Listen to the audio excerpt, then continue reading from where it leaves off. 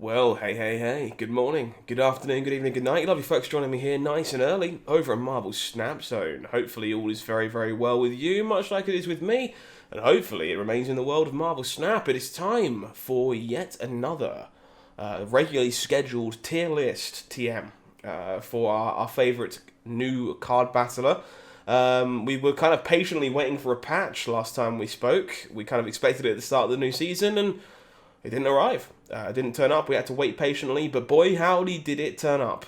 23, I think, card changes in the most recent patch have definitely flipped the metagame on its head, made some significant changes to the format.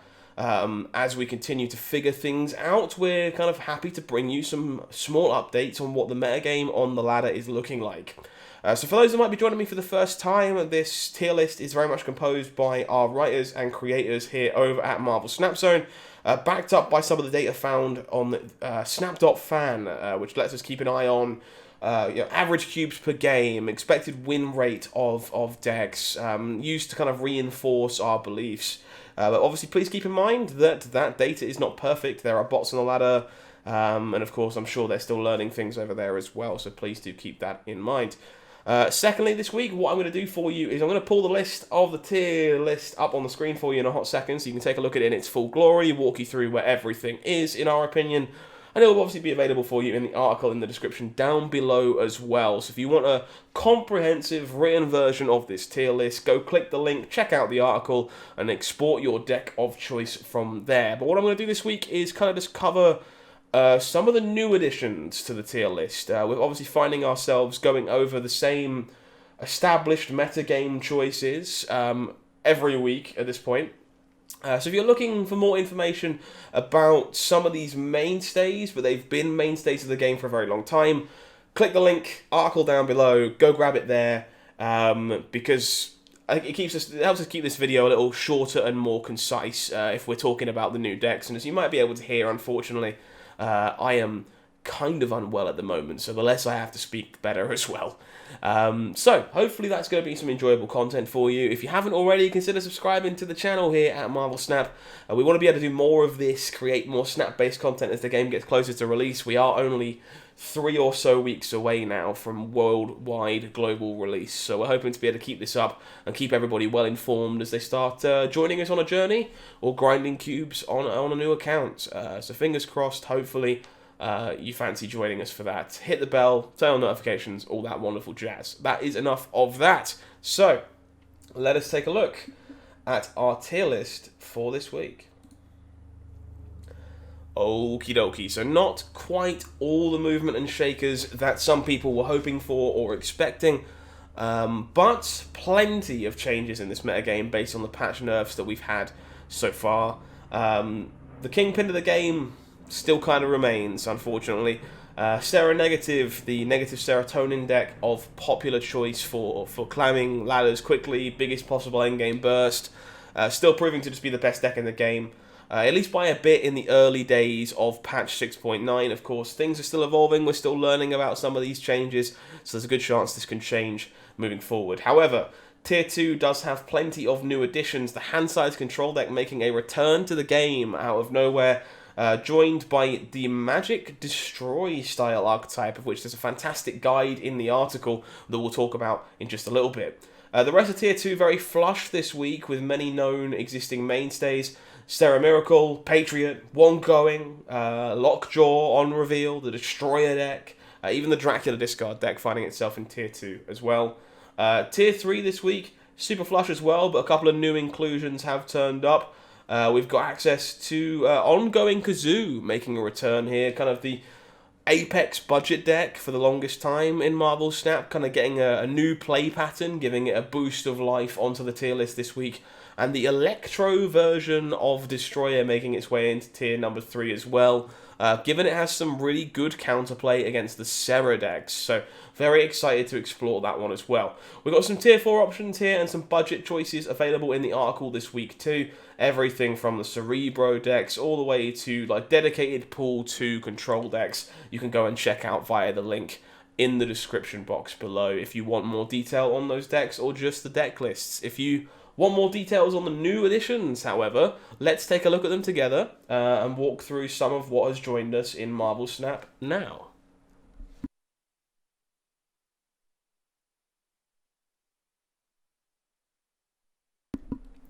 Okay, so going to start things off with the tier 1 choice, just because it feels kind of wrong to not talk about the best deck in the game and why it is still the best deck in the game following these nerfs. So that is where I think we're going to start, if I'm being completely honest.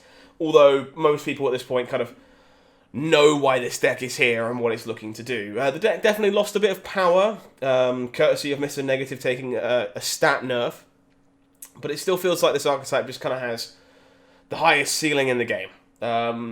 More importantly, it had a buff to Blue Marvel. Blue Marvel being buffed has helped this archetype out significantly too, and Sarah is just arguably capable of carrying this whole deck on its back. Kind of just making this a better version of Sarah Miracle still.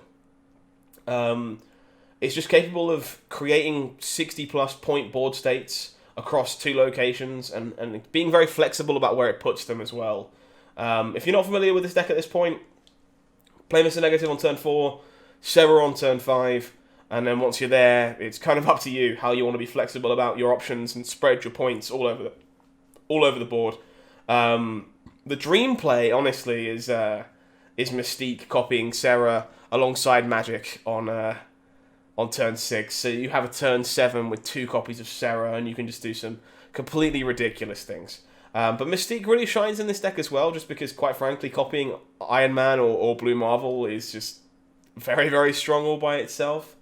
Up until turn 4, you're pretty passive. Maybe play out your Bishop, your Angela. But you're fine with those staying in hand until the late game too, if you want to have more information before you deploy them. The real tech slot here in this list is definitely Rogue. Rogue and inclusion for a lot of these decks at the moment feels great in the metagame when you expect Sarah to be the most impactful card, because taking away other powerful ongoing abilities is just a very, very strong piece of interaction, especially if you're looking to just prevent that turn 7. So don't need Rogue, but definitely a fantastic tool for this archetype. Looking very, very strong still in the early days of patch 6.9. However, we get on to some of the new additions to the format, and these are way more exciting to me personally than Sarah Negative. Hand size at tier number 2.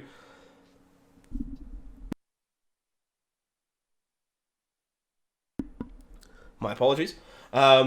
Easily the biggest surprise of the patch so far. No one really saw this one coming. This is an old mainstay of early Snap that's kind of had a massive revitalization burst of life. This deck was kind of knocked on its backside, given a lot of its pieces were nerfed in the form of like the Collector, Moon Girl, Devil Dino. But it looks like it might be back. We're hesitant to call it a dominant archetype at the moment. We're week 2 or 1 of the patch or whatever. But per Snap fan, this deck is posting the best win rate among all the Pool 3 decks right now. And honestly, it's really fun to play. It's a blast to play if you haven't had the chance to play it yet. There's several ways to kind of build this shell. But your core is very much the Collector, Devil Dino, Moon Girl. The list here is one that we think has the highest ceiling, but of course nothing here is set in stone. You want to be capitalizing on the Collector and Devil Dinosaur as your win conditions. Grow them as big as possible. The flex slots of doing this, very much like Beast, which offers some surprise elements to your opponent, can help you empty a location you know you've lost, add a load of stats to your Collector and your Devil Dinosaur. And Arnim Zola, which is a very powerful tech inclusion in this archetype for creating a second dinosaur, which is just going to be absolutely huge on a second location. Sometimes pretty easily 15-point Devil Dinosaurs on the final turn of the game if you can chain the two together, which is a disturbing amount of stats if we're being completely honest. Really, really powerful, very, very fun deck. Very, very cool to see it making a return to the upper echelons of the tier list this week. And I'm hoping it manages to have what it takes to stay there. Next up, the Magic Destroy deck that's joined us this week. kind of a more of an iteration on an existing archetype more than a brand new one in its entirety, but definitely gained some toys courtesy of the buffs. There is a super complete guide to this deck on Reddit courtesy of Torikun, and if you're interested in trying this archetype out and playing it for yourself, go to the article, click that link, go check out the guide. It is fantastic. This is very much a reactive shell, probably the best meta counter deck in the format right now. Very much built around your cards like Enchantress, your Shang-Chi's, these negative pieces of interaction for your opponent, countering those dominant synergies. So you want to focus on having a reactive game plan first, is probably the way of putting it. Killmonger, Enchantress, Shang-Chi, even Magic to some extent, very much your core, and they're designed to answer what your opponent is doing. And then the rest of the deck is built to be proactive, so that you're not just constantly waiting for your opponent to make a play in order to be reactive against decks like Sarah Negative, for example.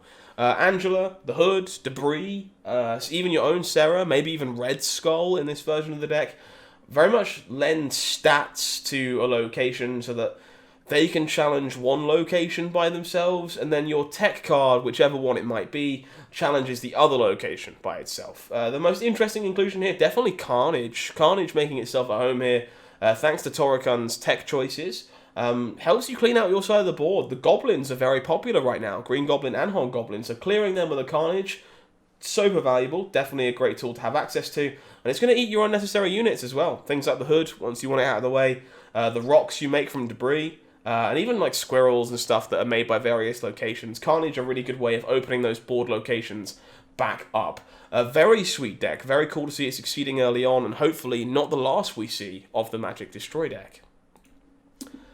Up next, the Electro version of Destroyer. Definitely the less popular of the two variants, but easily the coolest, and I think the one with the higher upside as well, making itself known in Tier 3 this week. It's definitely a surprise effect type of deck. You're going to catch a lot of people off guard. You should be able to get away with a lot of snaps with this deck. But that does come across with the cost of retreating pretty often too if you don't draw important pieces. Overall, a lot of people think the normal Destroyer list is more rounded, but this is much sweeter and has a higher upside. Maybe it can be polished a little more in the future too and become a much stronger archetype. We'll have to wait and see. Because Electro just can win games all by itself, and there is nothing funnier than gifting Electro to a Sarah player and watching their entire game plan fall apart. The deck has multiple alternative play patterns, and you could definitely play that early game Viper Electro plan, or you can make it closer to like a current Destroyer, depending on how your draws line up. But your goal should be to play Electro on turn 3 basically every game, and then either gift it away, or you're looking to go Electro into 5 into 2 6s. Now, the play patterns that come around pretty popular from that are going to be like Nick Fury on turn 4, and then the 6s that you get from Nick Fury, which is pretty great. Or you play your normal like Destroyer curve, and then look to go Hobgoblin or Professor X on turn with 5 energy, and then Leader with 7 energy to fill up board spaces afterwards. Another deck that has a fantastic guide written for it that's in the tier list this week by iCowCow, so if you're looking for tips and tricks, go and check it out. Last but not least, in terms of returning and or new decks that I wanted to cover this week, the ongoing Kazoo Deck. Very much an update on kind of, I guess, a fan favourite, the default most powerful budget deck in the game, getting enough new juice in its bones to get it onto the tier list, which is pretty great. The Blue Marvel buff goes a long way with this deck. It enables new play patterns. It helps people compete against pool 3 intensive decks if they're missing cards or just looking for something simplistic. The ongoing package just continues to get stronger and stronger.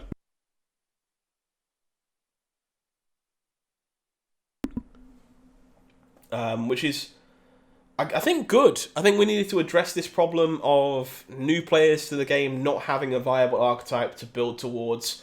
And this is definitely doing it to some extent. Angela Bishop and, your 5 cost cards are normally going to be your go-to plays whenever they're available with this deck. But you can be pretty flexible on other turns, and you should definitely consider whether or not you have access to Onslaught in your hand or not, as to which route you prioritize as you play the game out. The 1-drops, just play them when you have the energy to do it. Kind of prioritize them based on how annoying they are for the opponent. Obviously, Korg, Iceman, going to be very good early and at any time. But Ant-Man's more flexible. Hiding stats can be quite powerful. And Iron Fist and Nightcrawler are kind of at their best with Angela to help boost her up for additional stats.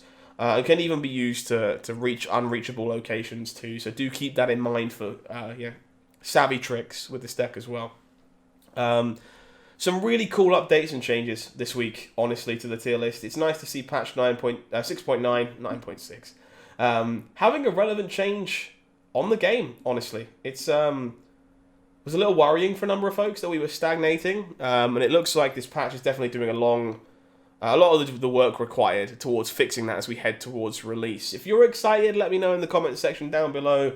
And I really look forward to having another update of the tier list as we get closer and closer to Marvel Snap's long-expected global release. So if you want more like this, make sure you subscribe, hit that button for us, turn on notifications. I've been HowlingMines, you've been amazing, and this has been Marvel Snap Zone. Have a good one. I'll see you soon.